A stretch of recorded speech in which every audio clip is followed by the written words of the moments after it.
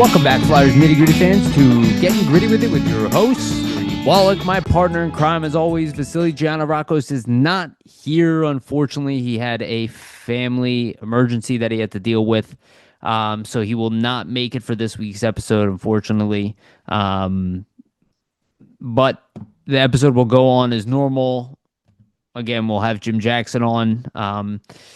But looking forward to at least giving you guys the content ahead. Before I do, just want to give you the usual spiel. Please like and subscribe. Hit that notification bell for notifications to get notified when we release these episodes. And for the audio version, go to Spotify and iTunes. Give us a rating and a follow as well. Again, that is the best way to support this podcast. Also, a shout out to our sponsors, Jim Steaks at 4th and South. Make sure to get yourself a cheesesteak from Jim's. They have one of the best, if not the best, cheesesteak in Philadelphia. Make sure to go to Jim's Steaks at 4th and South. Get yourself a cheesesteak. And the Summit Public Adjusters, 215-752-0560. Go to them for your insurance adjustment needs. They will help facilitate the process between you and your insurance company and make sure you get the best claim possible. Again, Summit Public Adjusters, 215-752-0560. And also want to give a brief shout out to our partners, SportsSpider.com. Guys, if you're tired of searching multiple websites for sports news, SportsSpider.com has you covered. They collect the latest articles, videos, and podcasts from around the web and organize them by your favorite teams. If you want to stay up to date on our Philadelphia Flyers or the NHL in general, make sure to check out SportsSpider.com. The link is in the description of both the audio and video versions of this episode. Make sure to check out SportsSpider.com. All right, now we'll have the episode with Jim Jackson coming up, and then I'll meet you afterwards. So I want to welcome to the show, long-time voice of the Flyers. You've been doing this, I believe, 31 years, if I get that correct? Yeah, 32nd year going into it. Yep. Going into the 32nd year, voice of the Philadelphia Flyers. Welcome back to the show, Jim Jackson. Good to see you here. How are you? I'm good, man. I'm excited to do this one, you know, especially now in the dead period. You know, there's not a lot of hockey. Very much that. Yeah, and you don't have to broadcast or anything like that, so I thought it was kind of perfect to have you on during the summer and reflect and also talk about the anticipated season, which I think there's a lot to talk about. A lot of guessing, right? Like it's kind of a new squad, a little bit, new coach. So I'm going to hit you with some questions on what your thoughts are. I think our audience always appreciates, you know, kind of your perspective. And, you know, the reason I love your perspective over like a lot of the younger people we have on here that, you know, like people my age who are like 38, like we have memories of certain eras, but you've been so close to the team for so long. You know, you've seen almost every generation that people can really remember right now, and you've been there like real close. So I think it's good perspective, right? Like you kind of have seen it all. And I noticed that the Philadelphia audience, and understandably so, just because of the struggles of the team over the years, there's like this bias where if something is positive, it's like, oh, you're being biased towards the Flyers. For sure. I think it's actually like there's actually a bias towards negative. And I think I've heard you in the past on this show say that you thought the team was better than people anticipated. We were kind of echoing the same thing. I think there's a little bit of that going on this year too. So it's kind of the tone of this episode.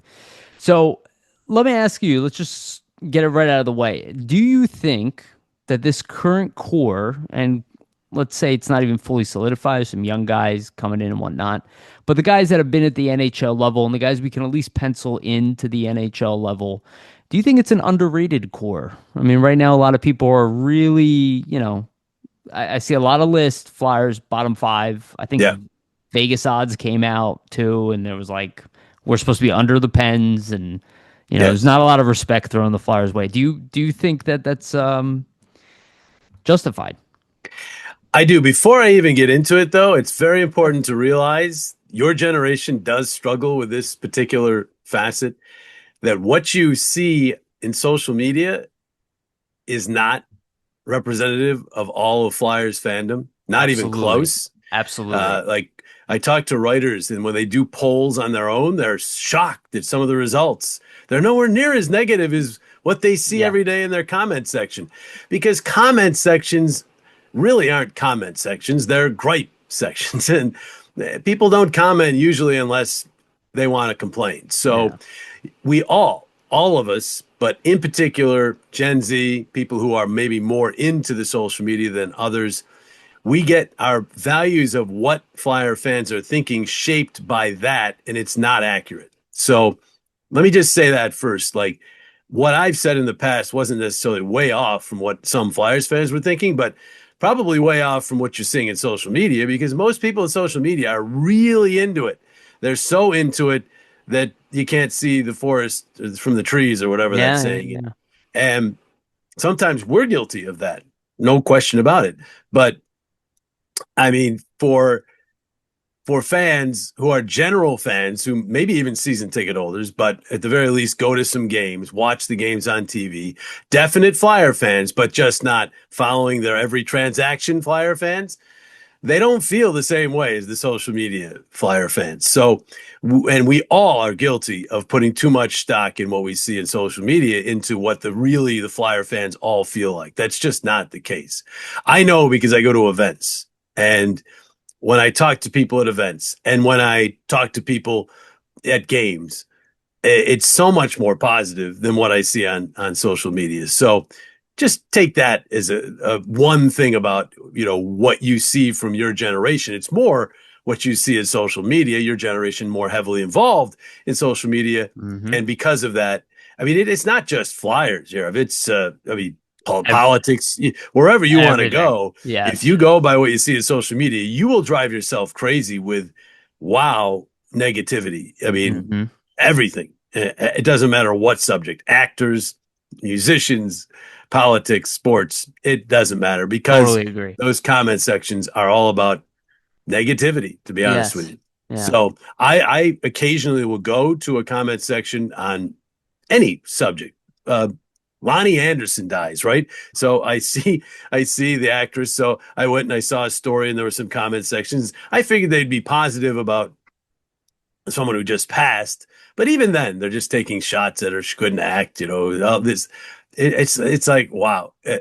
If I start believing that all of society feels the way the people who make comments, I mean, I can see the most inane piece on YouTube TV.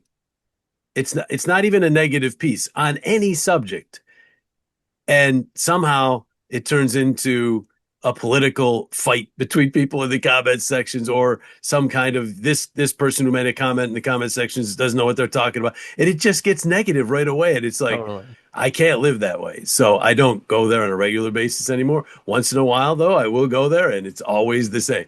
So just take that for the Fire fandom part of this. They're not as negative as what you see in comment sections and social media.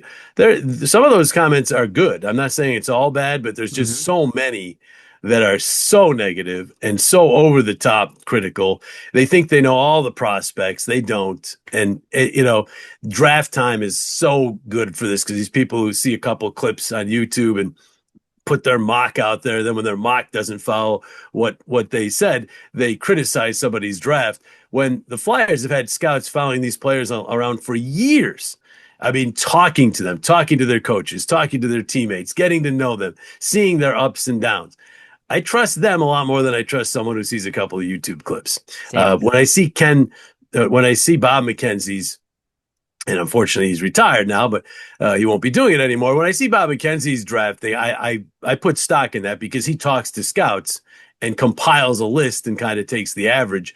And every year he's way closer to the way it goes than anybody else. So I mean, that's the way to do it.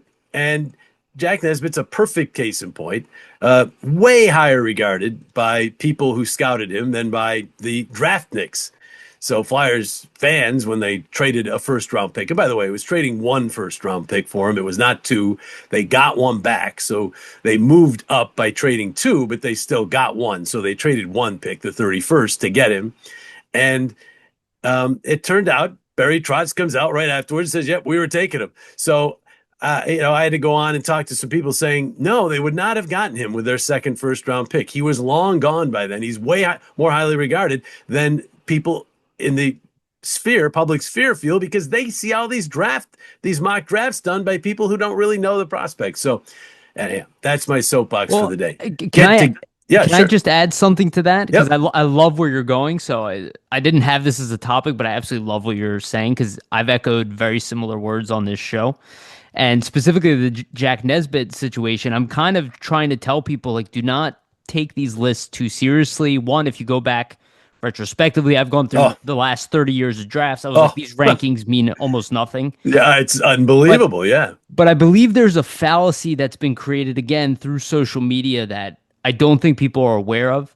I don't know. Maybe it comes from school or something like that. But people are thinking that the online collective of these scouts, of these like, scout nicks, call them, I like that term, that they are grading the NHL scouts. Like they are the authority. And then after you do your draft, this collection of the smarter people are getting together going, no, you got a C, you got a D, Right.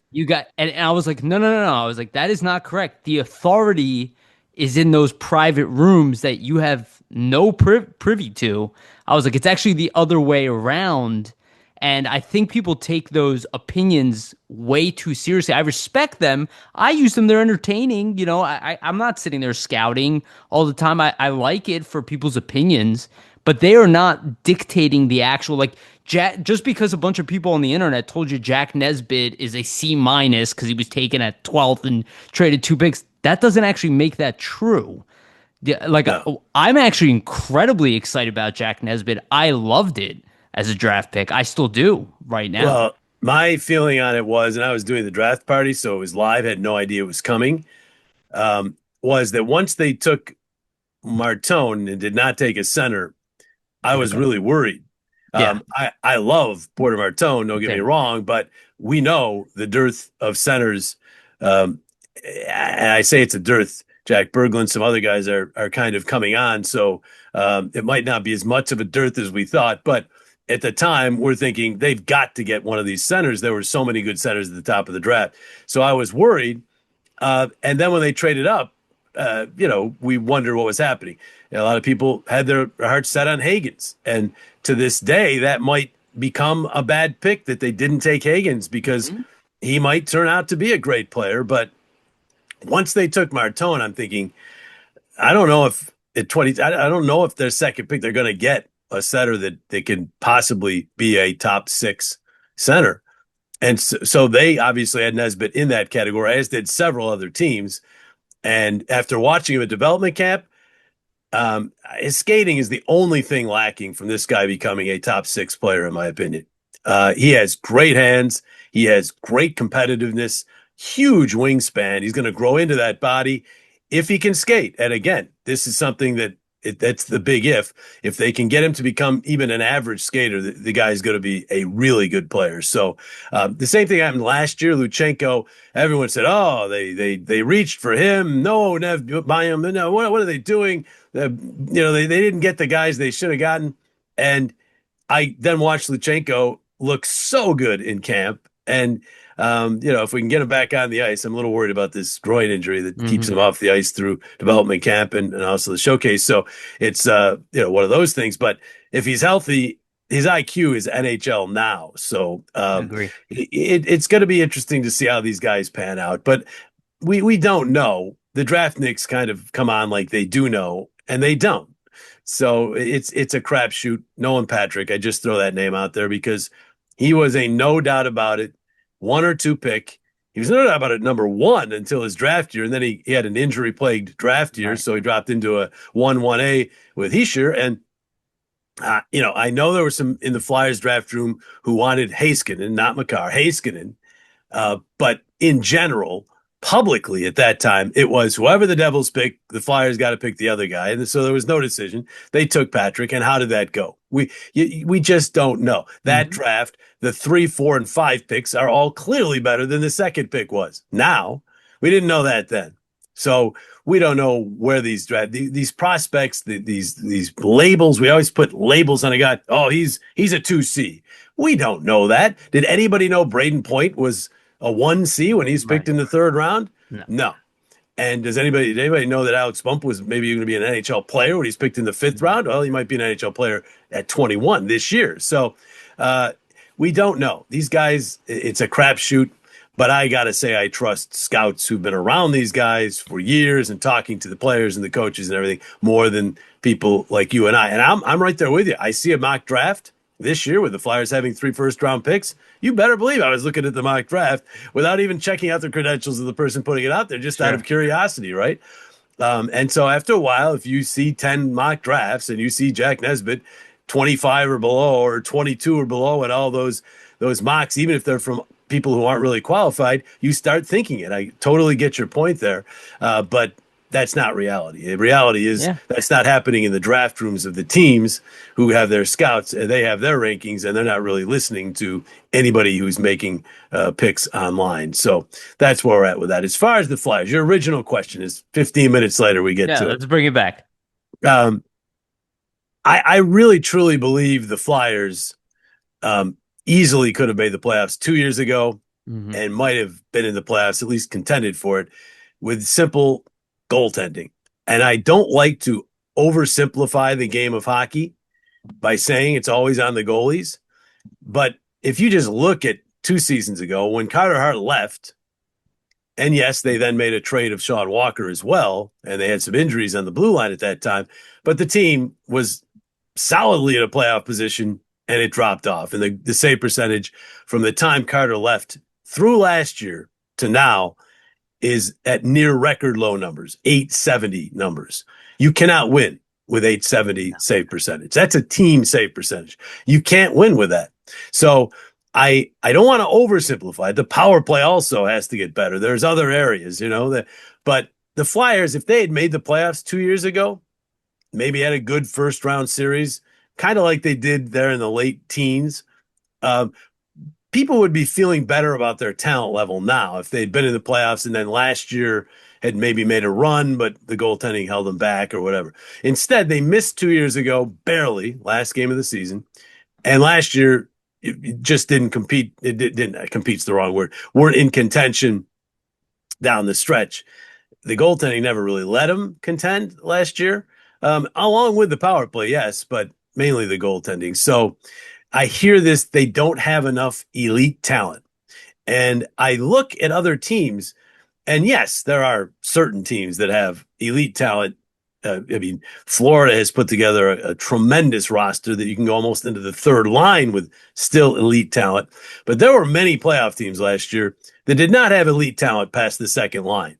So, and not even some of them past the first line, depending on what your characterization of elite talent is. If Which is elite talent also a is problem. future Hall of Famers, well, there's not many teams that have that elite talent. Right. If you're, in my outlook of elite talent, are players that are good players on a top line or a top two lines on a good team. To me, those are elite players. We're talking about the best players in the world, so pretty much everybody in the league's elite to some degree.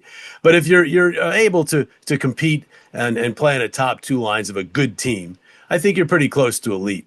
I think the Flyers wingers are pretty comparable to most teams. They've got really good wings.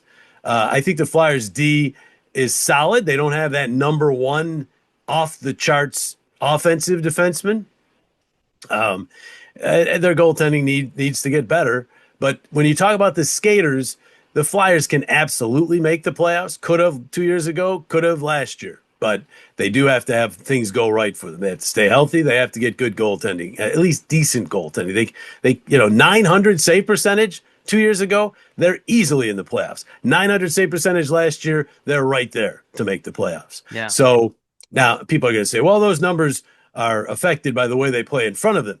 They are, but the Flyers allowed, I believe, the fourth fewest high danger chances last year if you go to analytics. So, really the numbers don't indicate that it was the Flyers. They didn't give a lot of shots up. They led the league in blocked shots. So the numbers don't indicate that the Flyers were a sieve, that the goaltenders were having to stand on their heads each and every night. They did have some breakdowns defensively, all teams do, but when the high danger allowed number isn't very high, it's hard for me to say that the goaltenders are left out to dry. I just don't think they got the great goaltending they needed. I thought Sam Ersson had stretches where he gave them the goaltending they needed. I thought Ivan Fedotov had some games where he gave them what they needed. He had some games where he was not NHL quality, and Sam had games where he faded after having good stretches. And Kolosov, I didn't show me enough.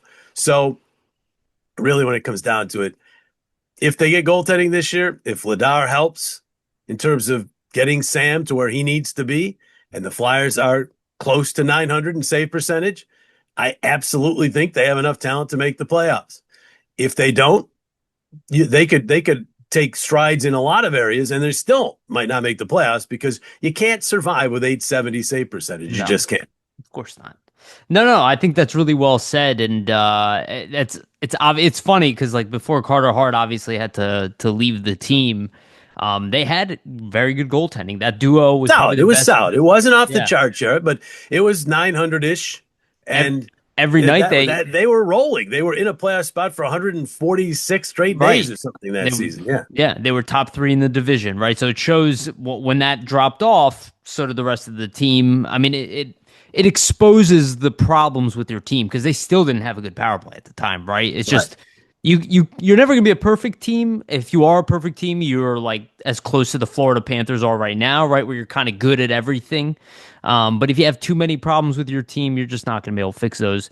But you did mention two guys that I do want to talk about real quick, and I love what you were talking about elite because I actually hate that statement that the Flyers lack elite talent. I'm like, well, it depends. I was like, maybe at the veteran level, I was like, but at the youth level, they kind of have it. It's just like underdeveloped at this point, but they don't.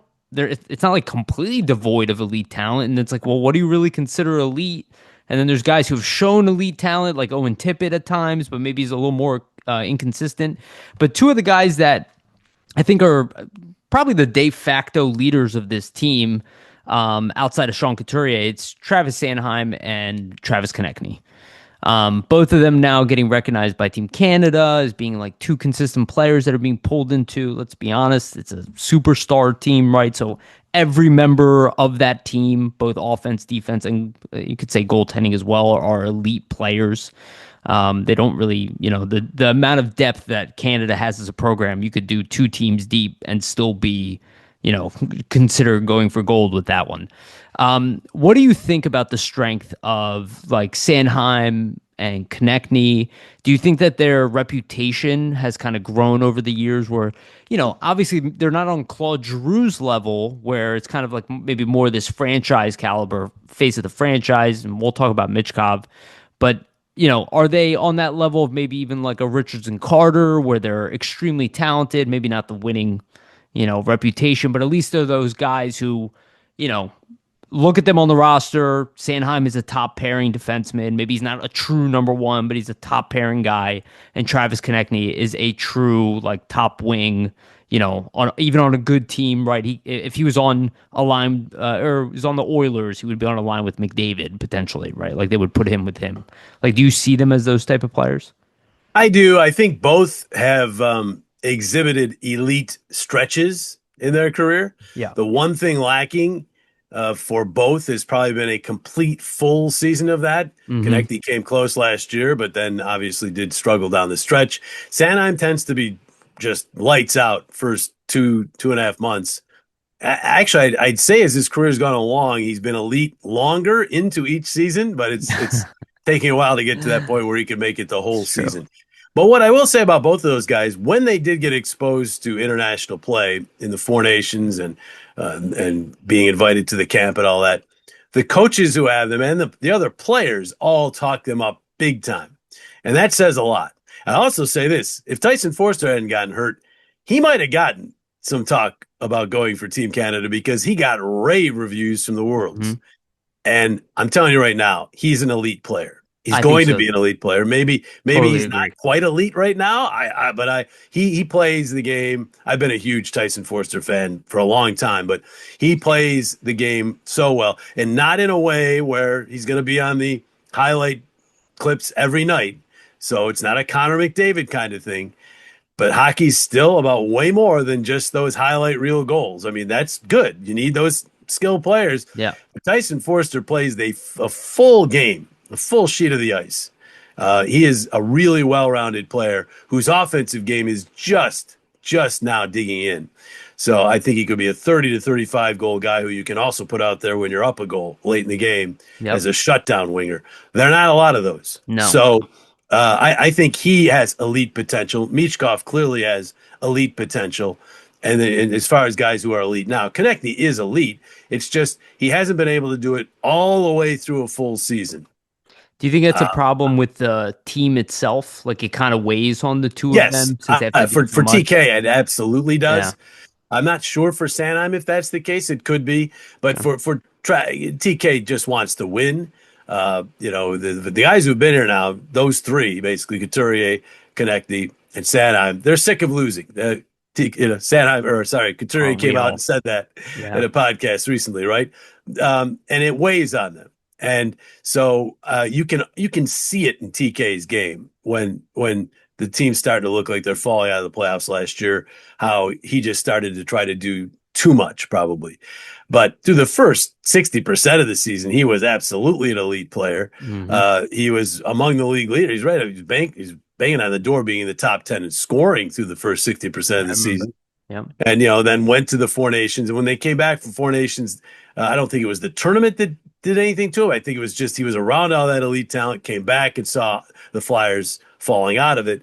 And, that he got a taste of what that's like in the Four Nations, that those important games, and that's what they all play for ultimately and eventually. So he was pretty ticked that the Flyers weren't going to be able to get that feeling again. So and he wants another crack at the playoffs because his first crack up in the bubble was a very quiet one. So yeah, that was so weird, the Yeah. bubble anyhow. So I don't know how much stock we put in it. Yeah. So anyhow, to answer your original question, those are elite players. They need to show that elite nature maybe a little more consistently to get that title or that characterization nationally or internationally.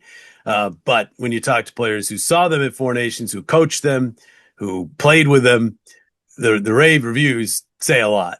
So, and the rave reviews about Tyson Forster from guys like Sidney Crosby, that says a lot. Yeah. Um, we sometimes see them all the time. Maybe like with Forster, I've been watching him since he was young, trying to tell people I think he's more than just a third line plugger. I really do. I think that he's got an elite shot. He's got an elite work ethic. He's got an elite ability and desire to play the full sheet of the ice. If he was physical, which he's not really, but he does use his body well to win pucks, but he's not like a banger. But if he was a banger, he would be so coveted throughout the league. As it is, he's coveted. But I think that he's a player that as we move forward, you can start putting in that elite category. Now, not yet. He's not done enough. So often we don't put players into the elite category until they've They actually been do it. elite for two Yeah. or No. 3 years, right? But I think he's on his way, and I think Michkov's on his way. And you're right about Tip. He has stretches where he's absolutely elite, and then stretches where you don't notice him as much.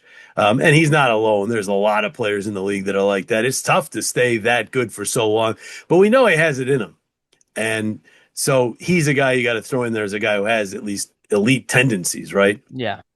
Um, and there are others. I mean, we have to see on the young guys where they fall into that.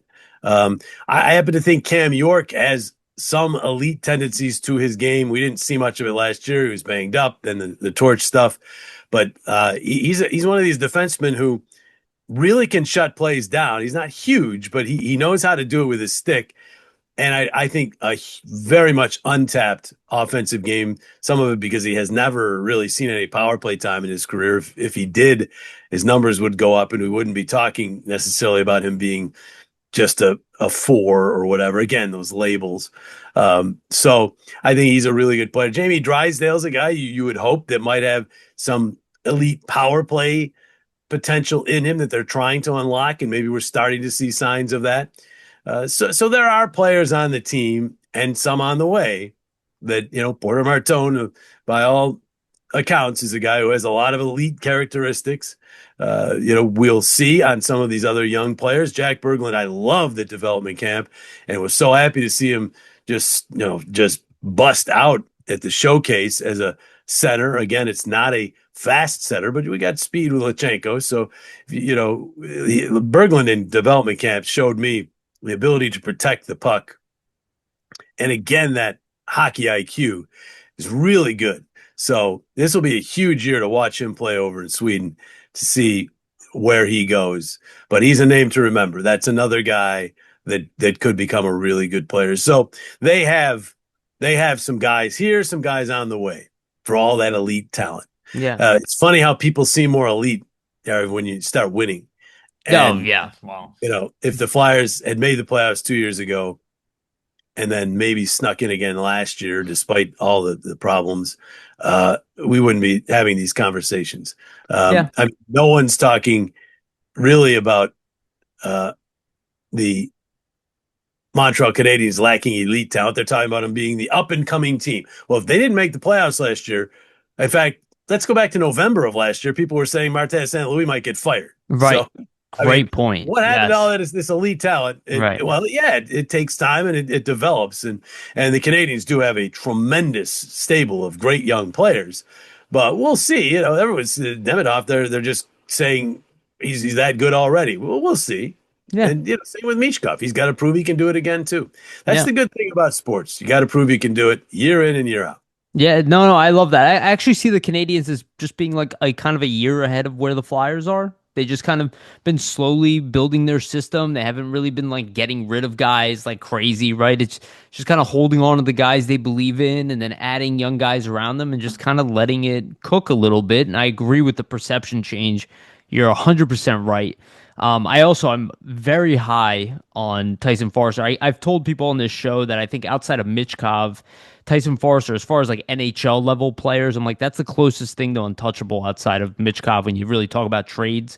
Like, I remember there was the Marco Rossi for Forster trade, and people were like, oh, I would trade Forster for Rossi. I'm like, I Nope. would never do that trade. I was like, in my mind, Forster is much better than Rossi. I don't care if he plays center. I was like, you cannot find Tyson Forsters around the NHL. He's like, almost like a hybrid of like Simone Gagne and John LeClaire. It's kind of this like two-way goal scoring guy who can play along the boards. You just don't really have many of those. But you mentioned Michkov, and he had big expectations. I think he pretty much met those expectations. But what do you think about Michkov's year? Did he underachieve? Did he overachieve? Did he achieve like pretty much exactly where he should have? And what's your anticipated results going into next season, especially if you assume that this team could be a little bit better? And I do want to talk about Trevor Zegras as well. You can mix that in together, but maybe we'll talk about him separately. But what do you think about Michkov in general, just from this year and then going into next year? I think if you're going by numbers, he exceeded my expectations. I'm not a numbers guy, as you Okay. know. Numbers count, Sure. but when my son used to play and I'd ask my wife if I wasn't at the game how Johnny played, she'd say he had a goal and an assist. And my next question would be, how did he play? In most people's minds, you have a goal and assist, you had a good game, but that wasn't always the case. So, and back to Tyson Forster, there's some games where he doesn't get any points where he still plays really well. That's Totally agree. so. Michkov's a guy who you can judge a little more on his production because he has to be producing with his skill, right? But I would also say this, and I word this carefully. I think his numbers were suppressed because John Tortorella was his coach. I'm not going to say that's a negative. I think that Michkov learned a lot from Torts. And it probably, as Danny Barrera has said many times, was really good for Michkov to have a coach like Tortorella to start his NHL career, to see the tough love, to see the accountability that is needed in all of that. I also think that sitting him for the rest of a game sometimes when he made a mistake or scratching him twice as he did earlier this season wouldn't have happened with most coaches. And Michkov would have piled up more numbers and probably would have been a finalist at least. I don't think he would have won. Hudson had such a ridiculous year, but I think he might have been in the final three if his numbers were just a little bit better. If like he ended up leading the rookies in goals, if he ends up leading the rookies in points, they got to put him on the final three, right? So he probably would have had more than Celebrini if he had had a different head coach. I think he's a better player for having Tortorella as his coach. So while it might have hurt his bid for a Calder Trophy, I think it helps him long term as a player. But he has to carry that over now with a new coach. Because once Torch left, I did see Meach leaving the zone even more when Brad Shaw was the head coach. You got to know when to leave the zone. I mean, Connor McDavid's been leaving the zone his entire career because they want him to leave the zone. He's a ridiculously skilled player. If you get him the puck in transition, it's a good chance you're going to score a goal. Michkov doesn't have McDavid's speed, but if you get him the puck, and I think sometimes Mich might cheat a little more because of it not having that McDavid speed, but the bottom line is you do want him to create offense going that way, but you can't leave the zone when the other team still has the puck or when the puck's a 50-50 battle that might go back towards your net. So he's got to learn to walk that balance. But given what we saw, the thing about Michkov that really jumped out at me, two things really, is competitiveness. A lot of these skilled players, they're perimeter players. That's not Mich. He is very much a get your nose dirty and compete and wants to win. That's a great plus to have for a guy with his skill. But the second thing is, I often say, you know where we are when we do these games, Jerry. We're way up top in most of these buildings, right? Long way away. The game looks really easy from up there because it's slow, right? It's much slower. The further away you get, the slower the game gets. And so through you said it, 31 years doing games at this level, I've tended to, especially with my partners who've played the game, they see the game and they're seeing it better than the players on the ice are seeing it because they're so high. We're so high. We see it and we see plays. Oh, why didn't he hit the guy in the back door there? Well, we see it up here. He might not have seen it down there. I tend to want to, when I'm not doing a game, occasionally at least bring myself back to reality by sitting down low to remind myself how fast this game really is. But I think that Matvei Michkov actually sees the game like we see it up top. Maybe even better. There were some passes he would make last year where I'd look at Bush and say, how did he see that? I mean, I didn't even see that from up here. His vision is elite. I never thought I'd see another Flyer have better vision than Peter Forsberg during his first little stint, the ankle really jumped on him. But the first 20 or 25 games Peter Forsberg played, he was making these passes to Gagne and Knubel, and it's like, whoa, where are these? I don't know where he sees these guys. So Peter Forsberg in the first part of his stint here before the injuries got him, and Claude Giroux. I mean, those guys have seen the ice so well, and I never quite felt I was going to see people see the ice better than those two as Flyers in my time here. Michkov sees the ice as well as those two, maybe a little better, and that is incredible. And that should make him a ridiculously good power play performer.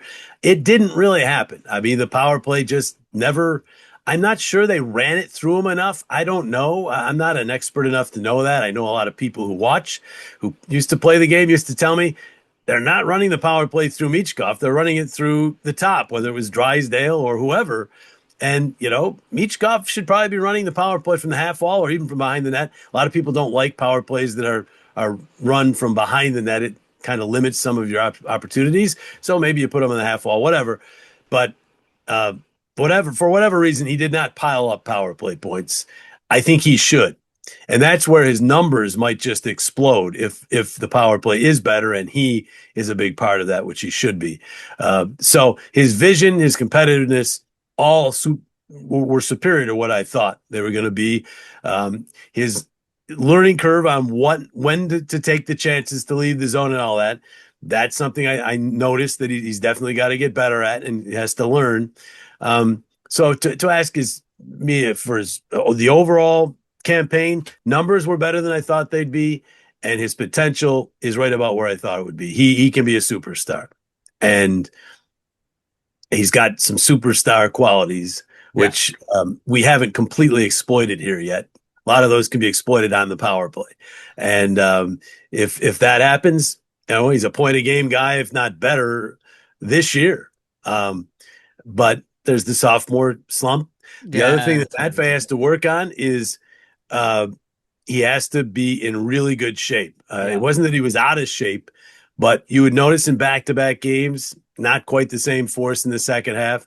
You notice late in some of his shifts, not quite the same energy that he had. I mean, nobody has the same energy, but you could see a drop off in the second half of some of his shifts. So if he is in better shape, if he gets, if, and he's spending this summer getting himself into tip top, working with a great uh, strength coordinator. I know he's got the system the Flyers have, for a full off season now. If he comes in and you don't see that tail off of his shifts and you see him still being good, when they're playing 3 and 4 nights or the second half of back to backs, he's going to be a better player as well than he was his rookie year. So there are ways in which he can improve. And if he does, look out. yeah.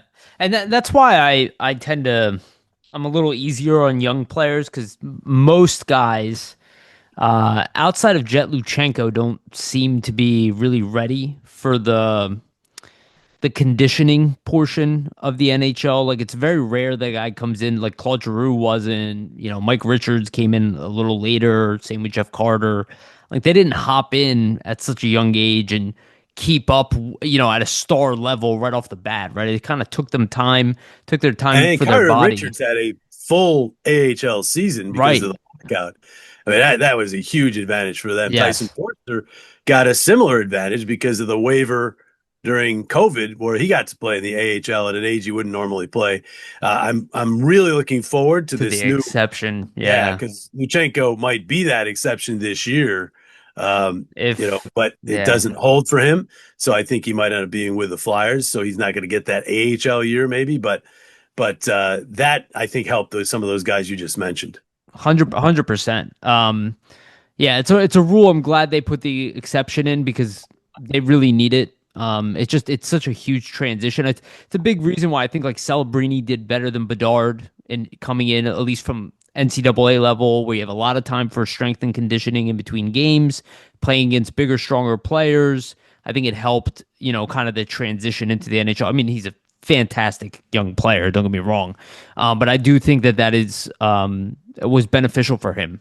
And I agree with you. I think Michkov, in my opinion, the biggest thing is the strength and conditioning, and working on his speed and getting physically more mature. Because I think offensively he's there.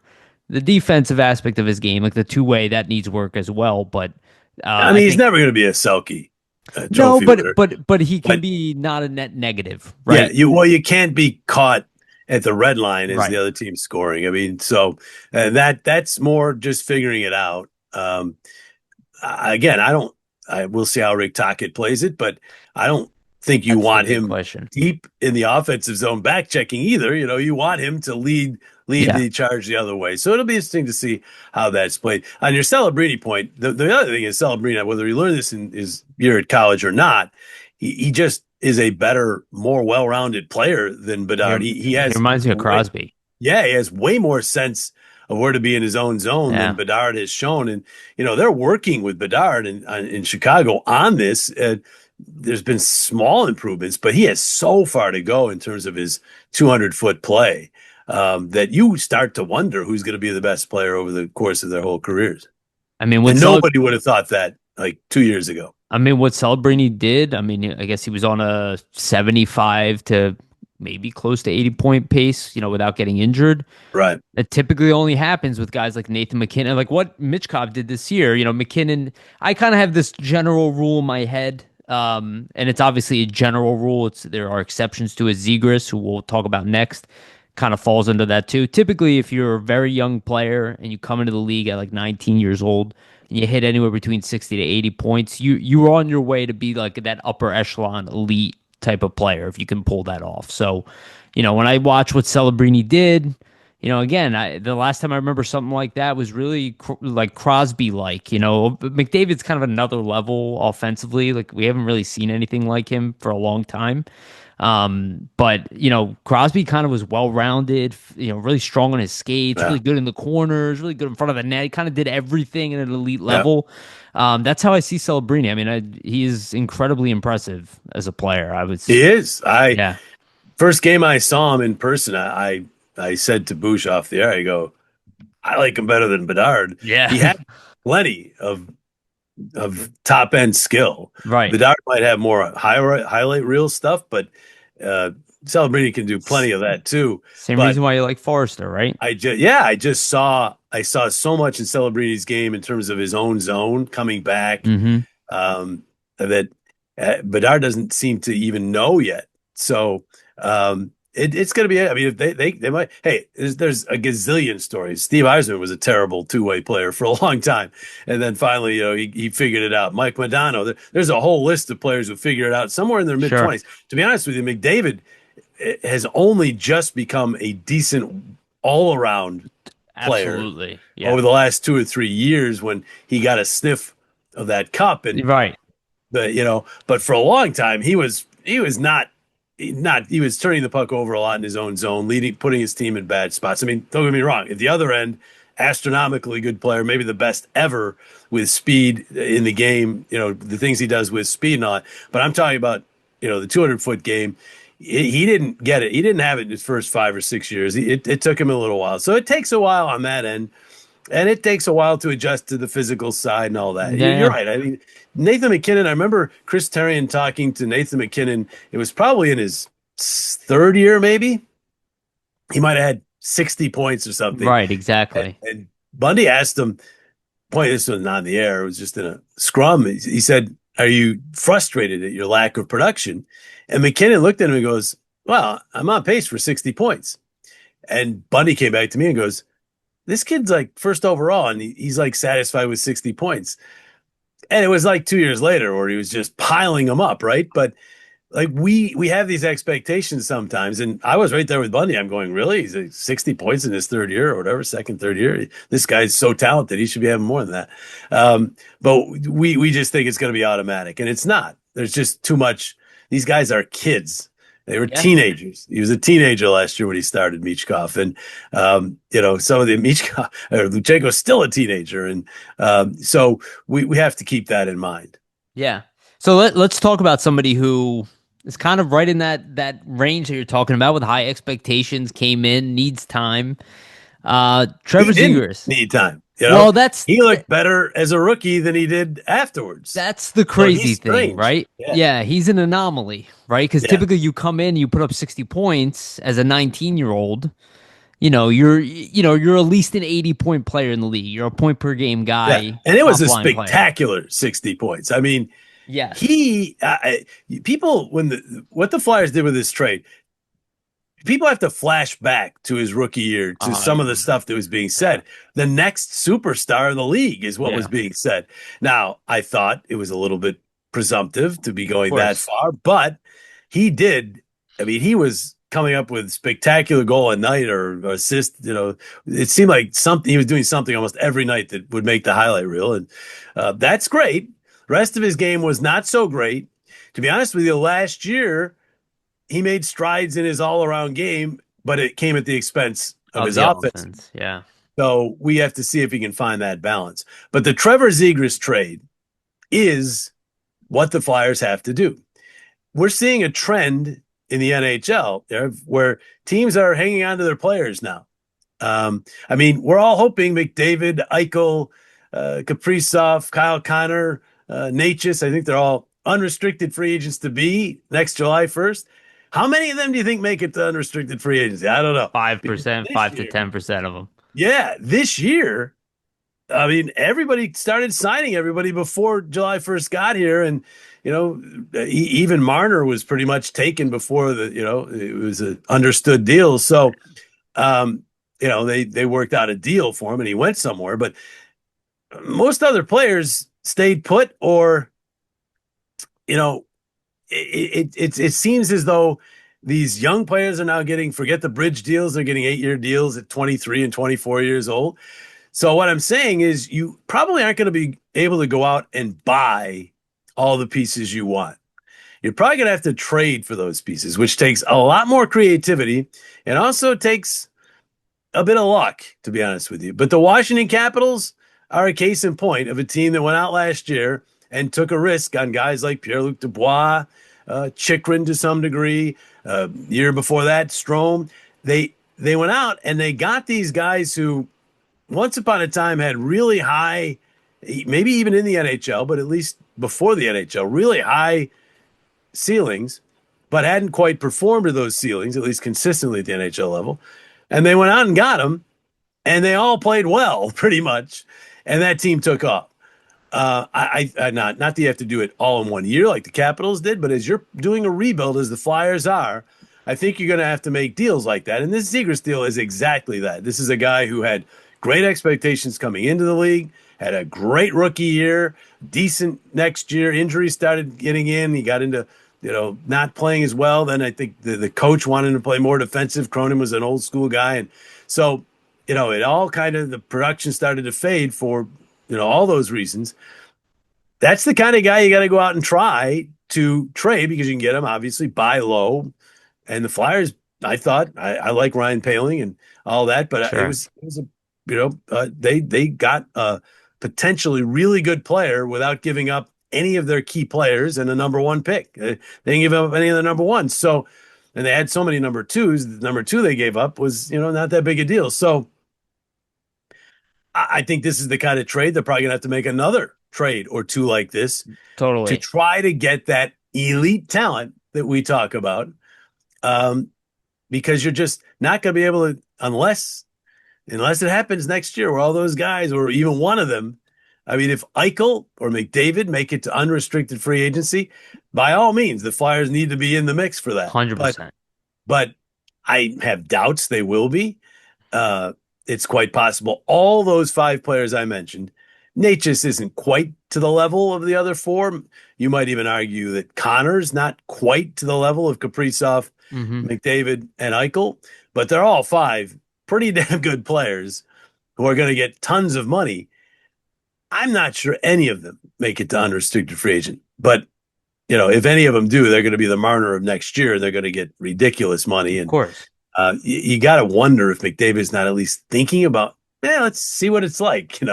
I can go back to the Oilers, but maybe I get 25 million. Who knows? And Eichel, his comments never seem like he talks about how much he loves it in Vegas for some reason. So something there seems a little off. Kaprizov's the one people are now talking about as the legitimate chance that the Wild won't get him signed. And the other two, I mean, Kyle Connor's a sniper. Maybe he doesn't want to go back to Winnipeg. An American player. Maybe he just doesn't want to go back to Winnipeg. And Nate just is, I don't know as if Colorado's going to be able to fit him. So there's a chance that any of those players become unrestricted. But if none of them do, you're going to have to find other ways to bring in that elite talent. And it's going to be through trades and obviously drafting. But the drafting part takes a while.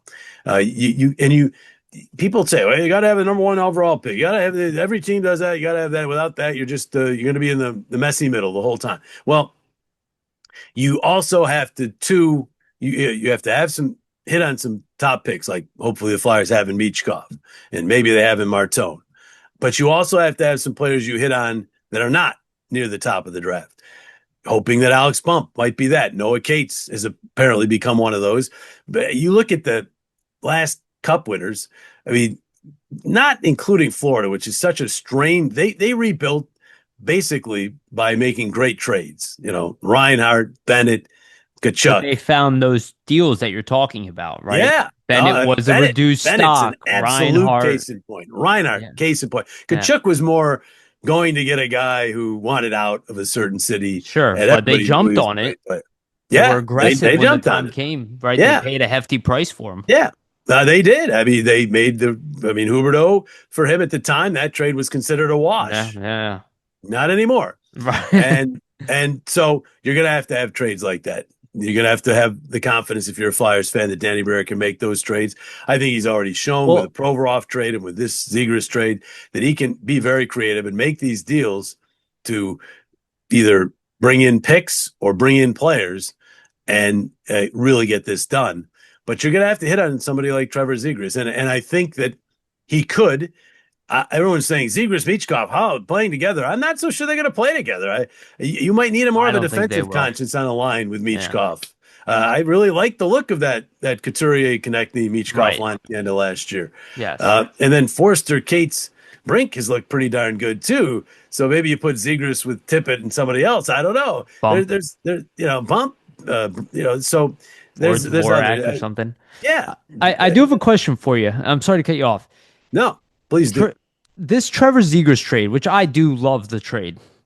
I was trying to rack my brain and think about the last time I saw a GM make this type of trade where you found a young asset that was at one point supposed to be an amazing player and you didn't overpay for him. On top of that, you gave a somewhat below market value just because of his patience. I think he's doing an exceptional job as GM so far.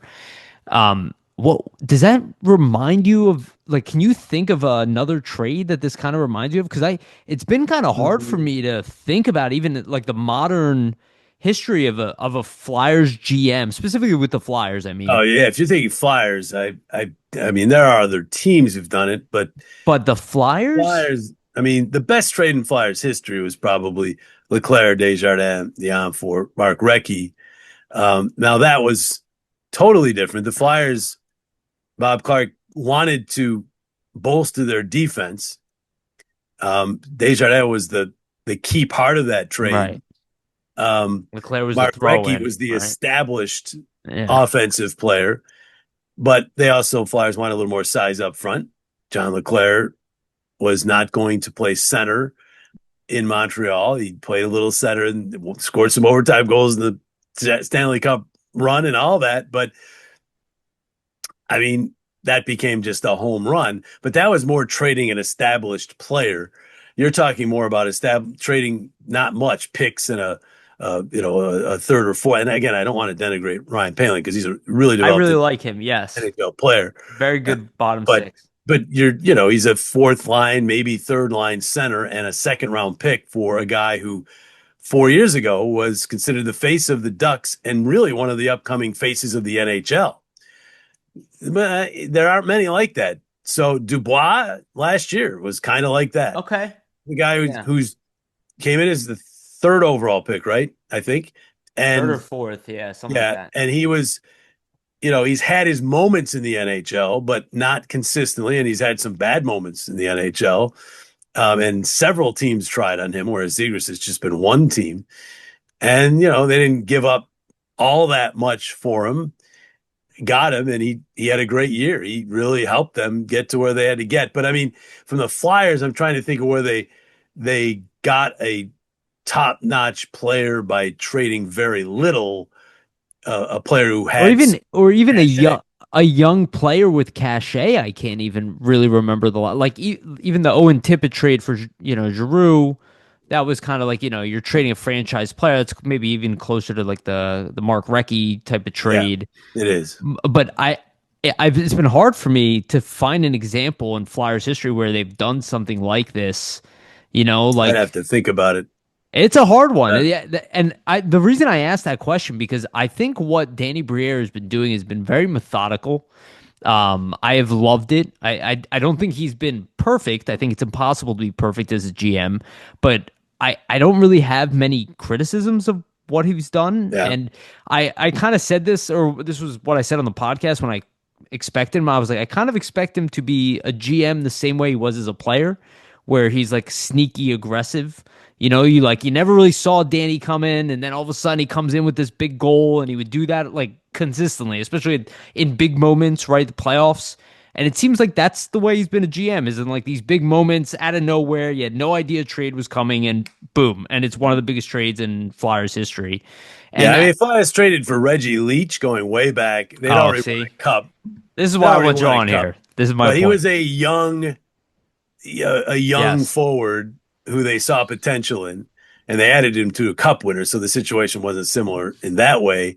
But But I'm trying to think of players that but they the fact you added. have to go that far back, Yeah, that shows how I'm sure rare of a I'm missing. trade I this mean, is. Mark, I'm sure I'm missing. Somebody, yeah, Yeah, throughout the but years. they made trades for so many players in the '90s Yes. and aughts, but they were more like deadline trade, like Adam Oates trade, veteran players that they were always trying to go out and get, but they traded draft capital Exactly. usually with that, Yes. and they in Oates' case, overpaid.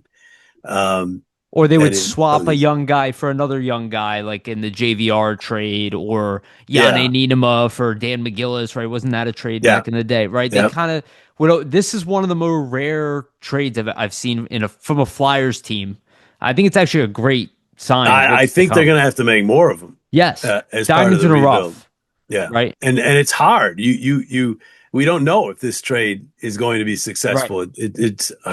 I mean, you could say they didn't give up much, so it's not like They didn't if give up if it nothing doesn't though. work, what's that? They didn't give up nothing, right? For I sure. hated when people said that. I was like, they Oh definitely gave up no, something. they had to sign Christian Dvorak to help make up for the loss of Paley. Exactly. So that's and I don't know who the second round pick was. I didn't track it, but Yeah, me neither. I mean the Flyers have a bushel full of second round picks this year that I love. So Yeah. second round picks are not just throwaways. No, I absolutely think not. might have three NHL players with their second round picks, the Flyers. So, we'll see where it is in about 5 years, but those are the swings they have to take, Totally agree. and we'll see how Zegras fits in. You know, whether he sparks Michkov maybe on the power play if they aren't on the same line at 5-on-5. I don't know. We'll see. I It's I, exciting though. I mean, there I can't again, see we're it. talking about that elite talent. There's no doubt Zegras has elite talent. So Right. throw him on top of that list of players we were talking about earlier. Yeah, people are just going to keep saying the elite talent thing until the Flyers are in the playoffs. No doubt. Because No doubt. it's not even a real statement. It's almost subjective at this point. Well, So I name me outside of Crosby, who is 37, Malkin, who's 38, I believe. Maybe yeah, I might be a year short on those guys now. Going into next year. I think it's 38 and 39. Who? Crosby's my Yeah. age. Who are Crosby's the turning who are 38. the elite? Where's the elite talent? Ryan Rust on the No, they Pittsburgh don't Penguins. have it. It's just Letang, Rickard Malkin, Raquel and was there, but Crosby, and I guess Carlson as well. yeah, but they're trying to get rid of Again, they're him. all in. Yeah, yeah. No, Um, so for teams that are people who are Vegas putting Pittsburgh out of the Flyers and the odds, it's not because of more elite talent. I Um, don't know. I don't know where they're getting it from. yeah, I mean Crosby's elite still. Don't get me Oh, I wrong. love I don't them. think Malkin Yeah, is. I don't think Malkin's elite anymore. I think he has fallen off. I'm not sure Chris Letang is elite anymore. sure. They're starting to slip, but Crosby doesn't look like he's slipping very much, so he's still very elite. But yeah, I mean the Islanders, how much more elite talent do they have than the Flyers? So if they're putting these teams ahead of the Flyers, I don't think it's because of elite talent. It's because the Islanders have Sorokin who can steal some wins for them. You know what I'm saying? And All comes down to goaltending, just yeah, like the you were Penguins saying don't have great before. goaltending either. Right. We don't, so Maybe worse well, than the Flyers, actually. yeah. So we see on that it is a results oriented business. Um, Yeah.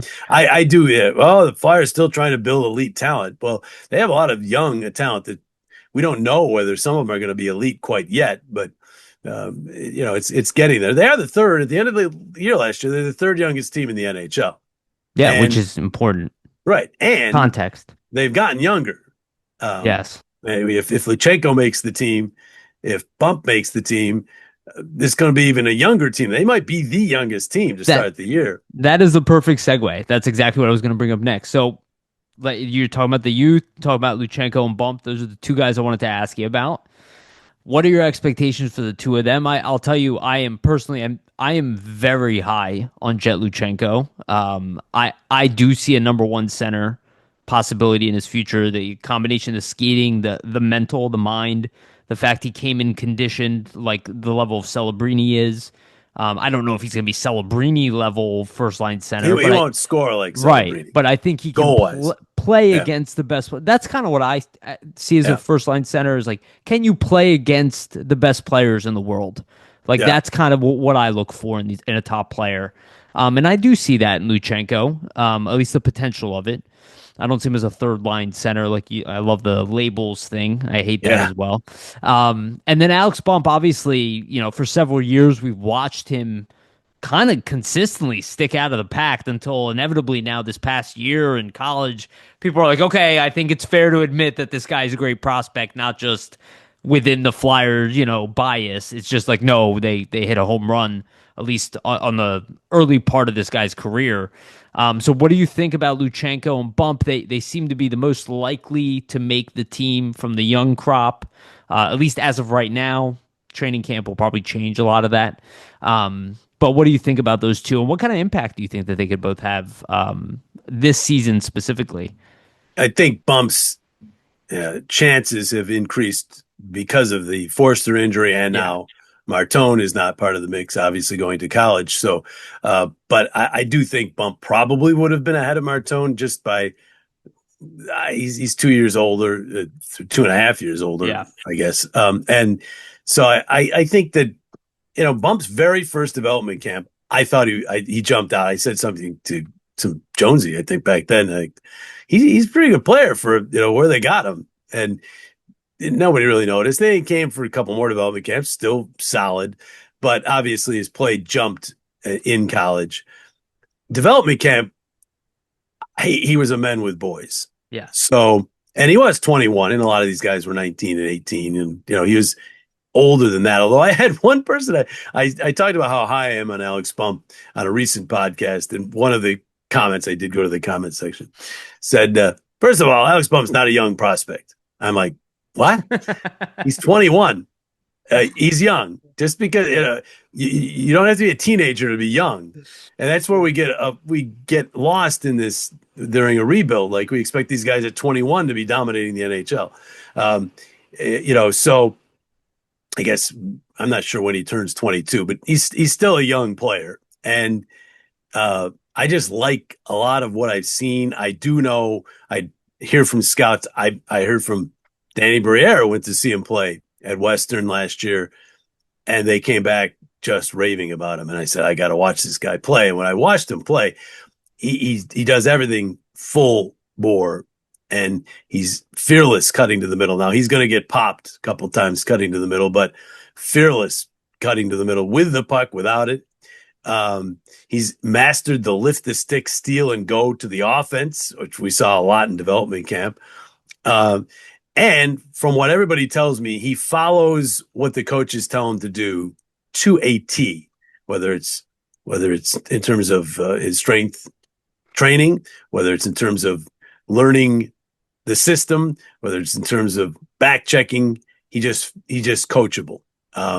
Those are really good traits. He's a big kid. He's not small. He can skate. He's got a tremendous shot. There's not a lot of weaknesses there. So again, we go back to draft picks. He was a fifth round pick. It was right. Fifth round pick. So Yep. they're not going to, the guys who didn't have him picked high are not going to believe he's good until he actually is good in the NHL. Sure. Because how could everybody have missed on Alex Bump? But it happens. And in fact, you have to have players like this in order to make your rebuild happen. It's not going to happen with all top 5 picks, top 5 overall or top 7 overall. You have to have some of these lower round and lower, even first round picks pop. And I think he's going to pop. Luchanko, I just fell in love with last year in camp for all the reasons you talked about. I think part of the reason why people might be sleeping on him is he's not playing right now, and no development camp, not in the showcase, didn't get used a lot in the World Juniors last year. So his recent exposure hasn't been where you've really seen him be able to play his game. The minor leagues, he did have his moments with the Phantoms. Again, though, maybe not used as much as they want him to be used in some of the clutch situations in those playoffs. Nor Bump, I think. So I think he's just waiting to be seen, and hopefully this groin thing isn't a major problem for him. But tremendous speed, IQ, as you say, off the charts. If there's a fault in his game, he doesn't shoot enough. I've heard that about a gazillion players. That can be corrected. But a playmaking center with blazing speed, high IQ, and a great 200-foot game. You can make room for a player like that on your team, and not as a third line center, as at least a second line center. And, if you have a gunner winger, he could be a first line center. So, Michkov and Luchanko would be an interesting mix, because maybe give and goes. Michkov doesn't have Luchanko's speed, but he knows how to play off of speed with his passing. Maybe that works. Who knows? So Luchanko, good defensive conscience. That might work with Michkov. So very excited about both, hoping both make the team. But they have to earn it. It's not going to be handed to them, especially in Bump's case. There's a lot of wingers on this team, so he's going to have to fight through that. Luchanko is in a position of need. But having said that, you have Couturier, who really I think is due for a good season. I think he's going to be one of the guys who benefits from the coaching change the most. You have Noah Cates, who has played very well now as a center. Looks like they're going to stick with him as a center. If you're going to use Zegras in the middle, that's three centers right there. So where are you going to play Luchanko? So the That's the spot's not problem. given to him either. Yeah, it's not. They have to earn it. They have to be not just good, especially in Bump's case, because he can be sent to the minors. Luchanko, I don't know is that they want him going back to junior, and since they can't send him to the AHL, I he might was not have to be quite as good in camp, but he's still got to be good. I was thinking about it because normally you don't want to burn a year of an ELC experimenting with a guy, but considering the OHL team he's on, the fact they're Yeah. not in love with it, and the fact he's going to go play in World Junior Champions, I wonder if there is part of them that go, you know what? If we do burn a year of his ELC, it's worth the risk, right? Like even if we play him for 20 games, send him back, let him play World Juniors, at least he gets something out of it because you're right, he's perfect for the exception rule, but we don't have it with him this year. So I do wonder if they're willing, because typically you won't see a team do that, right? But maybe with Luchenko, they might consider, just go and taking the risk and burning a year of the ALC if they have to. I mean, they considered it last year. Obviously, he Right. stayed here. Um, I think that might have had John Tortorella written all over it. I think Torts really Oh, loved Jet yeah. Luchenko, and wanted some help at center for his team. Um, But um, that but wasn't the right decision. yeah, well, It was I too mean, he early. played for, yeah, he's 18 and just 18. And I mean, he's just going to be 19 in camp this year. So he's still an extremely young player, Yeah. who's missing some of these development chances too, which I hate to see. Yeah. I know he should have played a much bigger role in Team Canada last year in the World Juniors, and that really disappointed the Flyers. I'm sure how he was used there. I think they probably, if they had it to do over, would have seen like to see him get in They more they made a crucial bunch of situations in weird the Phantoms playoffs. But the So Canada made a bunch of weird decisions that yeah, year, they did. right? They did. With Perek and Misa, Yeah, and that's what I was telling people about the Jack Nesbitt thing. I was like, he was left off of the WJSS, and I was like, okay. I was like, but they didn't pick Michael Misa and Zane I know. Perek for their team. I was like, I would not use that as a measurement of whether this guy is going to be a successful NHL player. Again, it's one of those things where people are trying to read the tea leaves of, oh, did we make the right draft pick and all that. And you mentioned the line combinations. I mean, on paper, if you think about the line combination of, Martone, Michkov, and Luchenko, I mean, doesn't that have like all of the elements of what you want in the top line, at least on paper, right? The It does. I size, the mean, speed, the those playmaking, the two goal scoring. don't have his speed, No, so not I many don't know players do. if you hold Luchenko back by having two relatively slow-footed wingers. I'm not. Martone could develop into a much better skater. Again, he's just a kid, and Sure. Michkov, I think, could be a stronger skater as early as this year. Right. But do you want to have some speed with Luchenko, or do you want them to, again, Michkov and Martone are extremely good playmakers. Martone, the thing that jumped out at me most about him in development camp was his passing. He's a tremendous, he sees the ice extremely well. So they might be able to play off of Jet's speed with their playmaking ability. So yeah, that certainly has potential. There's so many other players in the mix that you could put I in there. know. Forster, Forster, Tippett, Brink. Forget about Brink as far as wingers go. Konechny, obviously. And I think I'm forgetting one other guy that you could have in your top nine. Tippett is still out there Tippett, too. we said, yeah. So, but yeah, Tippett is the guy we didn't say with that particular discussion. You're right. So, yeah, it's going to be fun. I played around the lines a little bit, and to be honest with you, it's like I I have have no no idea. idea. Now, Talk, he could go That's in a exact. lot of different directions. So let's end on this one because that's actually kind of perfect. Because I was saying we don't know. Like I'm sure you know Rick Tocchet better than I do. Obviously, you've been around him. I think you worked with him, several times throughout your career as well. Let's end on this because I got you for a while so far. But Rick Tocchet, I'm personally excited. I'm always excited. I never go into anything, at least majority of the time. I don't go like, oh, I know this guy's gonna be good or not. I go, okay, I can see the logic behind the hiring, right? I love them as a player, right? So I'm going into it enthusiastic.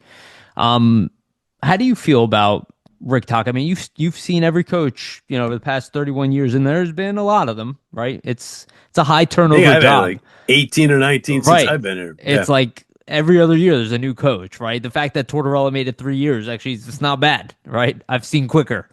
Um, so what do you think? What do you think about Tortorella or not Tortorella, sorry, Rick Tocchet and the new coaching staff in general? Because I'm actually excited about the entire staff and it's gonna be top to bottom even, right? AHL as well. So and what kind of impact do you think it's gonna have? Have you normally seen it be like an overnight change? Is it usually a process where it could take, beyond this year to really see the effects of Rick Tocchet? It kind of took that way with Tortorella, right? It was like the first year was kind of okay. And then the next year is when we really saw the team all of a sudden third place in the division and playing Yeah. as hard as they could every night. What do you think? Well, I mean, they subtracted though. They don't really have to subtract. They have the players, the kind of players they want here Yes. already. So Yeah. I think it's immediate. I think the biggest benefit's going to be communication. Talk was a door open policy coach, but not all players like to go into that open door. Sean Couturier's, I don't think a guy who necessarily would do that. Morgan Frost was probably another one. Whereas Travis Konecny, if you bench him, he might knock your door down. But different players, different strokes for different folks. I think that Talk will communicate more with guys like Sean Couturier and guys who aren't the type that might approach a coach when they're mad. And so I think that will help those kind of players. From a system standpoint, he's gotten the rap of being a dump and chase coach, which he's talked about lately in some podcasts. And Michkov, I think it was brought up to Michkov in some interview or something, and Michkov said, "Well, I try to make plays." When I talk to Talk, he wants the Flyers to have the puck more. He just says that when you aren't going through center ice with speed, you can't start trying these east-west plays. You got to get it in at that point. But if you're moving north-south with speed, by all means, make plays. That's the way you score. So I don't think he's going to be some drag on their offense by any stretch. And he's had some pretty good power plays in his past. Not that he ran them necessarily all the time, but he's had some pretty good ones. He likes Yogi. He likes some of the guys he's got on his staff and how they might be able to help the power plays. So we'll see about that. Reardon's going to handle the D. He's got the defensemen who loved working with him. So I think from the staff standpoint, it's going to be different.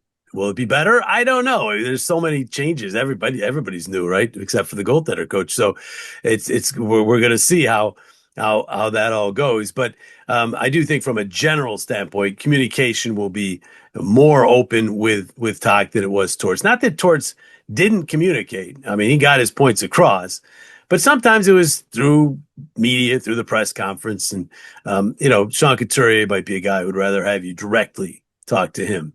And so I do think some of the veterans might be in a better spot with Talk. Mm. And from the youth guys, the younger guys, I mean, I will be fascinated to see the Michkov Tocchet conundrum. It's conundrum makes it sound negative though. No, the relationship, how that goes. I do know Talk's not gonna. No coach will put up for blatant defensive mistakes. So Michkov is going to have to be accountable. But I also think Talk's smart enough to know, and he did so. He's done so with skilled players. Clayton Keller used to love playing for him. He's a skilled offensive player who, you got to let him go. You got to let them create. So I think he'll do that with Michkov, and I think Michkov will like that. But Michkov has to show the responsibility to get that trust from the coach. It's a two-way street, and we'll see how it goes. Zegras, same thing.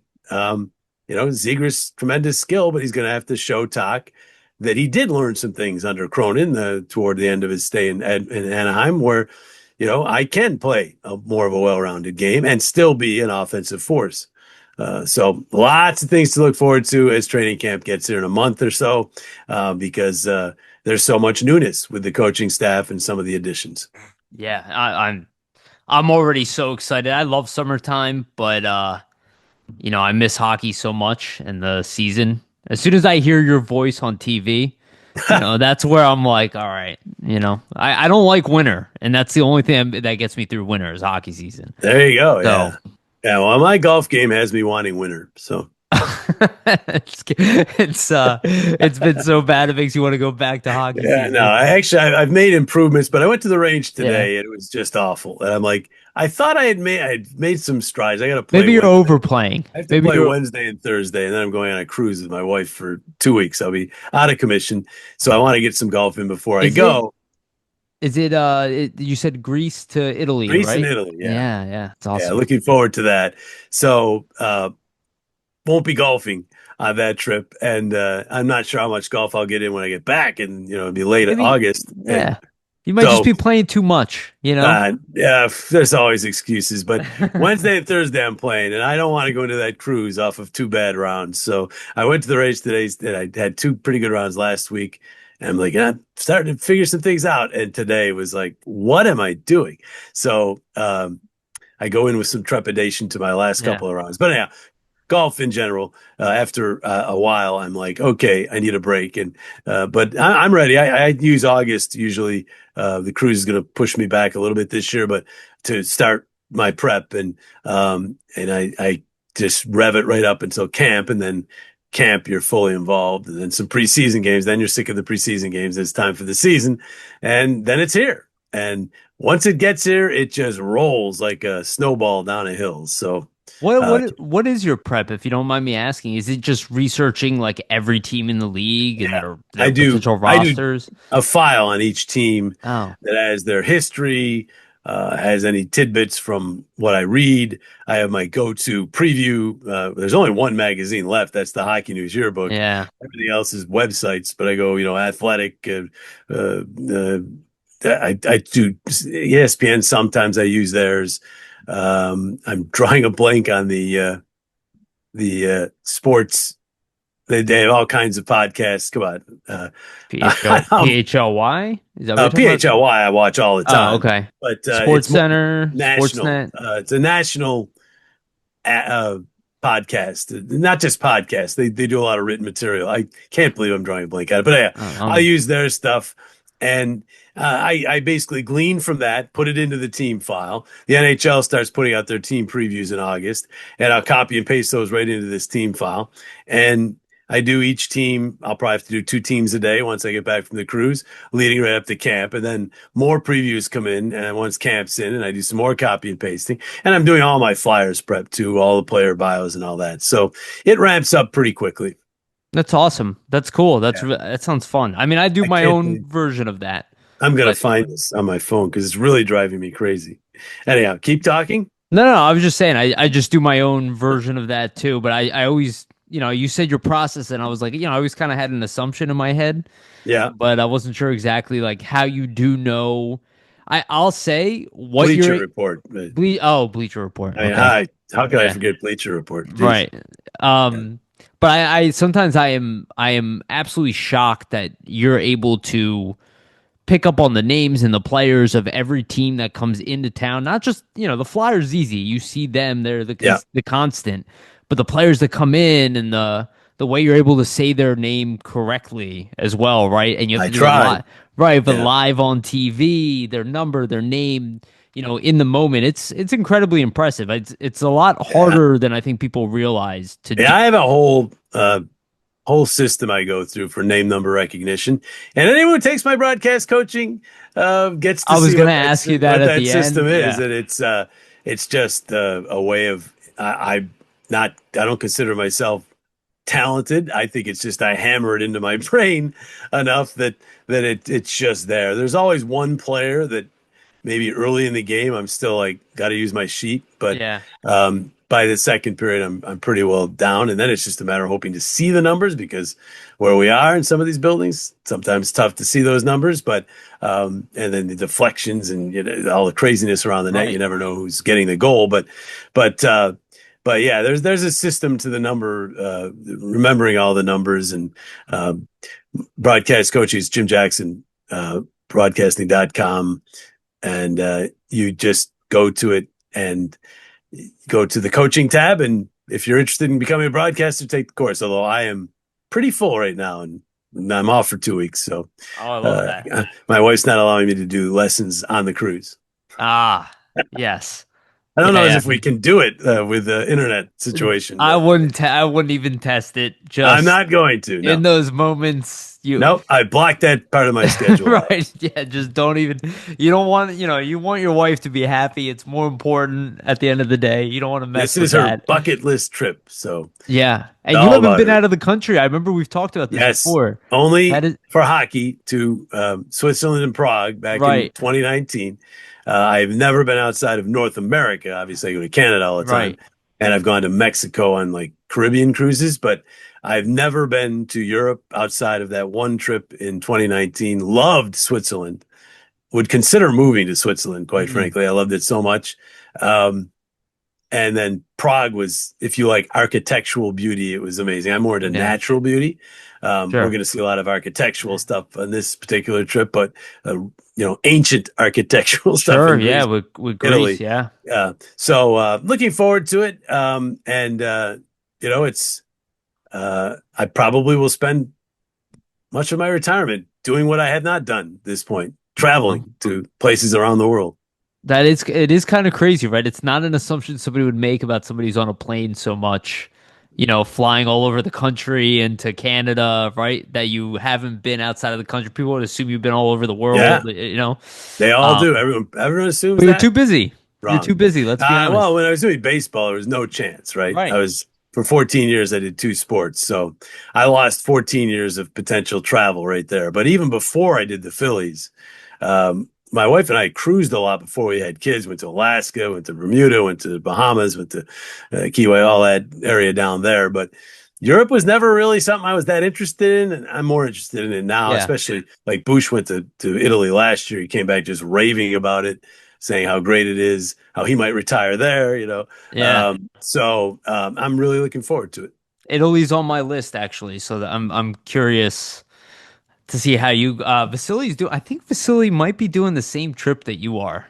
I'm Wow. not sure about the dates, but he's going from Greece to Italy for his honeymoon Wow. on a cruise. So I'm not sure if you guys are going to be on the same cruise or Hey, not. you have to But text me that's which line he's using, which well, we'll figure it out. cruise line. I'll Yeah. I'll send him a message afterwards to If let it's you the know. same cruise line and it's in the middle of August, we're on the same ship. Right? Yeah, it Yeah. is. It is the middle of August, so Yeah. we'll see. Okay, so you did announce anything else you want to tell people? I know we kind of told people about your classes, or anything else you want to tell people about No, that, or all anything else? good. Just looking forward to the season. Oh, I can't wait. Have some good thoughts. I know we tend to dwell on the Yeah, negative, but yeah. there's an absolute possibility this team will contend. If they don't, we got to look for those strides from the young players, and then next offseason is humongous. Well, there's always a silver lining too, right? Like I kind of tell people, let things play out as they should, right? And don't, in the long run, it's kind of hard, but you wouldn't have ended up with Mitch Cobb if you made the playoffs that year. You wouldn't have ended up with Martone if we made if we were a good team last year. Like Danny Right. pulled the plug on the season, kind of going for that top pick. It's like, they're as long as you consistently see progress with the team, I think it's enough not to panic. And we didn't really talk about this specifically, but that term tanking and I Don't get hate me started. Yeah. right, but I don't think people realize why teams tank. Teams tank because they have no choice, because they have nothing going on. They have no youth that's worth hanging on to. They have no prospects. It's kind of just like we got to start over. We got nothing here, right? Like Right. we waited too long to sell on the players. Like typically that's why it takes so long. It's like rebuilding is just kind of like starting and just accruing as many assets as he can and going year by year until you have a team that can compete for 5 to 10 years, right? Yeah. And then No, that's hopefully you what can they're win a cup. doing, and that's they've put that down as their MO, their Right. mission statement, and I don't see how they've strayed at all from that. Me So, neither. some people say I don't see a plan. I don't know how you don't see a plan. That's what They've followed it to a T so far. So much to the chagrin of some fans who want to see improvement more quickly, right. and to the chagrin of others who want the tank. But the tank, yeah, the NHL is, I would say, untankable. I mean, it's just. I mean, everyone brings up the Penguins. They stumbled into a year where there were three franchise players in back to back to back years. But look at all the other teams that have finished down near the bottom on purpose, and how well that went for them. Edmonton got 3 first-round picks over a 5-year span. None of them were named Connor McDavid, by the way. No. They did not develop. And in fact, they got McDavid only because they were still bad after all those picks, and they went from seventh or eighth and won the lottery. So, I mean, it's the Sabres. They've been picking high in the first round for years, 14 straight years out of the playoffs. I can go down. There's so many teams. It doesn't always work. It does sometimes work, but it's just no foolproof way. So why would you lose on purpose? Why? That's against everything any of these players have ever known in their lives, when it's not a guarantee. Because will you win the lottery? I mean, the Flyers won the lottery and finished second, and it didn't work. No, They lost the lottery, when they were the worst team and didn't get Patrick Kane. The lottery is not always good to you. So tanking is, to me, not the way to go. I agree. I agree. All right, let's call it on that. I took you for an hour, a little over an hour and a You half said this is, already. I thought it would be shorter. This might be our longest run, 90 Yeah. minutes. Well, it was a good one. Couldn't help it. There you go. And we didn't have Vasili here, so it was easy to I just, know. you All know, the best to let it Vasili. flow. Yeah, for Yes. sure. Okay, Jim, thank you so much for coming on. We really appreciate you. Again, check out Jim. What was the website again for your broadcasting school? JimJacksonBroadcasting.com. Yeah, make Yeah. sure to check that out. Sign up for those classes when you can get in, I guess. All right. Thank you, Jim. Appreciate you coming on. Anytime, Ray. Take care. Take care. All right, so that was a great episode with Jim. He is extremely easy to talk to. The man knows how to talk, so all you got to do is really just give him a question. He can go off, kind of like myself, only he's much better at it. Obviously, with considerable years on top of me. But if you did notice, a lot of what Jim says is stuff that's obviously been echoed on this podcast. Our disdain for the tanking is definitely in existence there. And he just, there's a lot of stuff that he talked about. Our love for Tyson Forrester, that, he pays attention to the little details of things. He's got a very reasonable take on everything, right? He doesn't try to blow things over the top. He's not talking about Flyers coming in and dominating the league, in a year or two, but he does see promise in this organization the same way Vasily and I see promise in the organization as well. And how, this whole like elite talent thing, it's almost like completely subjective at this point where, what one person thinks is elite, another person does. These statements don't really matter, right? Like, oh, like I hate that Jack Nesbitt is a third line center, but then Berglund is a fourth line center, and then for some reason Jack Murtagh is a top six type of guy, middle six forward. It's like that. None of this is true. If it was true, the Nesbitt would have gone in the second round, and Murtagh would have gone in the top 12. Like the reality is that you're drafting molds of players. They have to put in the work, right? You're kind of looking at guys with their character, their combination of skill. You're taking into account their deficits, and even a guy like Hagens, who I love, and I would have been very happy walking away from. He has deficits in his game. They all do. Do you think that they could fix them? Right? When you see a guy like Porter Martone, you're like, well, it's a pretty high floor. Even if the guy doesn't really get better, he's a third line player in the NHL. If he does get better, he's a superstar right wing power forward, which again is a rare combination. Like we were talking about Tyson Forrester. I love that he's high on Bump. Obviously he's high on Luchanko as well. The Zegers questions remain. We don't really know what's going to go on with Trevor Zegers. I agree with him. I don't think Trevor Zegers and Matvey Michkov are going to be playing online. I know Vasily said that he thinks so. I think it's possible. Definitely in preseason, it's going to be experimented with. It has to be lights out for that to be the case, but I think most coaches do not approach things that way at the NHL level. Like they don't go into it be like, well, here are my most dangly, fasty, my the guys who have the best stick handling on the team. I'm going to put them all together at once. No, it's about creating balanced lines, right? And when you look at a line, to be honest with you, probably the most balanced line on the team would be Michkov with Couturier and then Zegras on the left hand side. But they're not going to go with that. They're going to want Zegras in the middle. I think the biggest chance is Zegras is probably going to be playing with Owen Tippett, the guy with the big shot and the speed who needs that kind of burst, who had his best hockey was with Morgan Frost, right? And Zegras is like a better version of Morgan Frost. Um, so I kind of see it playing out that way. Bump is still out there. We don't really know what the lines are going to be, and it's a little too early. And we'll see how Jet Luchanko comes in, if he's healthy, if he's ready to fight for camp. We'll see if there's any sneak attacks coming in there. The defense is there's less question marks with the D, but that's one where like outside of Sanheim, what is like really that consistent? Like Sanheim, York, can play top pairing. Drysdale, what version of Drysdale we're going to get. Hopefully, the guy at the very end of the year, and hopefully he's even better than that. Risto, we got the injuries to deal with. Zamula, I think people are pretty harsh on him, but he's clearly better than Juleson and Gilbert. For all the people writing off Zamula and talking about Juleson and Gilbert, I think there's a good chance that Juleson and Gilbert don't play in the NHL for majority of the season. Um, I think both of them were kind of brought in to be AHL, NHL swing guys. Andres kind of has the level up on both of them. We'll see. I still think that Andre is the better defenseman between him and Zamula, but when you look at the size difference of what 6 inches, 7 inches between Zamula and Andre, it's a problem. It's kind of a trade off. And Zamula, his numbers are like, how many points did Juleson have last year? 0. And Dan Gilbert had what, 5?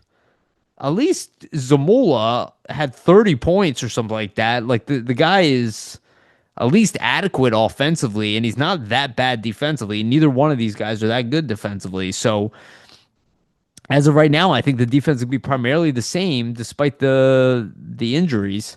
We'll see if anybody can surprise. I think Bonk, they're going to take it slower, even if he looks like he's ready at time. And really, it's going to be Grans. Like, I'd be more interested in Helge Grans making the team than a guy like Juleson or Gilbert. But we'll see. They're not going to rush into that. And again, I say this all the time. The lineup in the beginning of the season does not matter anywhere near as much as the lineup throughout the season. They make such a big deal about making the open night roster. That's really more for the players themselves. To you as a fan, that really shouldn't matter because the lineup's going to change. There's going to be call ups. Guys are going to go up and down. There's going to be injuries. Hell, we're starting the year with two of the most valuable players on the team out. At least there's a good chance with Forrester um, and Risto, right? So if they're out alone, that already, those guys are making back in the lineup as the season goes on. So whoever makes the team anyway, it might be short lived. So, there's a lot of questions out there. I think what's happening with Porter Martone is the right thing to do. And I do think this team can make the playoffs this year. Again, I talk about this all the time. They built fail safes into the season in case that doesn't work with guys like Dvorak on a 1 year deal, with just the fact that they got better, but not that much better and didn't invest too much into it. It's really Trevor Zegras might be the biggest X factor of the team. It might be Zegras and Drysdale, ironically, because depending how well those two guys are, do, because Drysdale needs to hit another level. And if Zegras is what at least he was his first 2 years in the league, that is enough to elevate the Flyers into a playoff spot. And that doesn't count goaltending. You're assuming that Dan Vladar is going to be good. We don't know that either. And quite frankly, it's not just on Vladar, it's also on Ersson, right? So it really is like, can Drysdale do well in the power play? Can he give us that extra support? We know what Sealer is already, you know. And I don't agree that Zamula is what he is. I've heard that stuff. I don't understand why people really don't learn. Like what Jim was talking about, where somebody said that, and I just couldn't help but laugh, that Bump is no longer a kid at 21. This is complete, utter nonsense. I I don't know where people got this delusion that 21, 22, 23-year-old players are developed products and hit their peak. It's nonsense. Even if you can find a statistical peak, their game did not peak at 23. They're not as good as they will be defensively. It happens to some players, but majority, like 95% of them, that it's an asinine statement. No NHL coach would agree with you. No GM would agree with you. No NHL scout would agree with you. So I don't know. You can make up some analytics that you want to pivot and create. They'd be fake analytics. I almost promise you that if you show me the numbers, I can find how you skewed them to make that look the way you want it to look. You just picked a certain segment where of the player base, but if you have to include the entire audience of NHL players, and not NHL, all hockey players of at least pro level, you will see that all of them get better way after 21, 22. It's really around 27, 28 is where these guys hit their prime. That's when they hit that peak.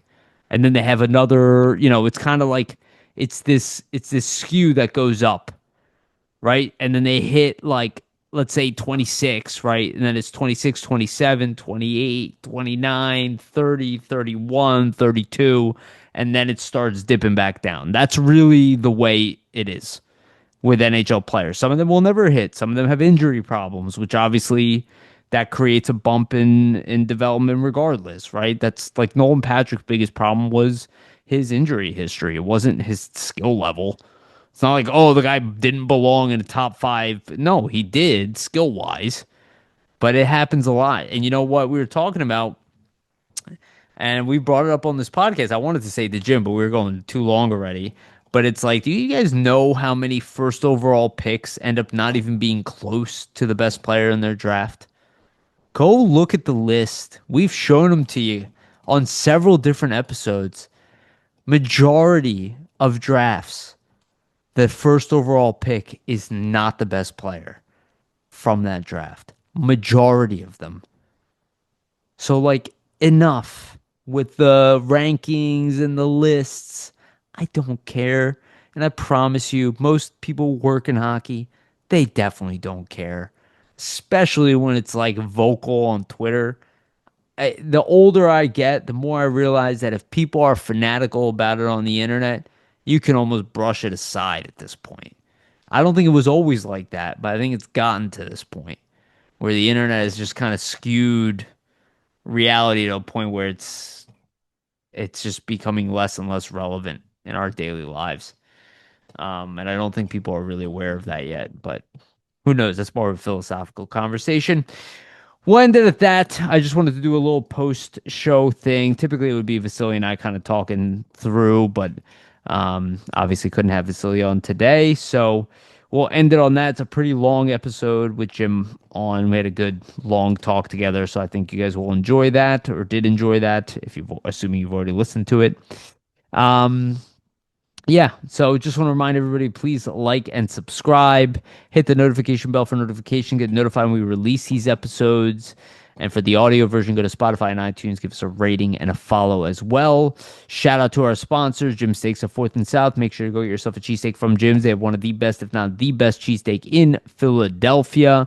Check out Jim Steaks at 4th and South. Also, Public Summit Adjusters. Go to them for your insurance adjustment needs. It would help facilitate the process between you and your insurance company. Make sure you get the best claim possible if you want to stay as up to date. Oh, I just completely had a mental breakdown for those who have listened to these segments. Again, Public Summit Adjusters 215-752-0560. And again, sportspider.com. They are our partners. They aggregate sports content from all over the internet and organize them by your favorite teams. Our stuff is pinned at the top when we write an article or release an episode. So we are on there heavily. So make sure to check out sportspider.com. Again, the link is in both the video and the audio version of this podcast. My brain is dying as we speak.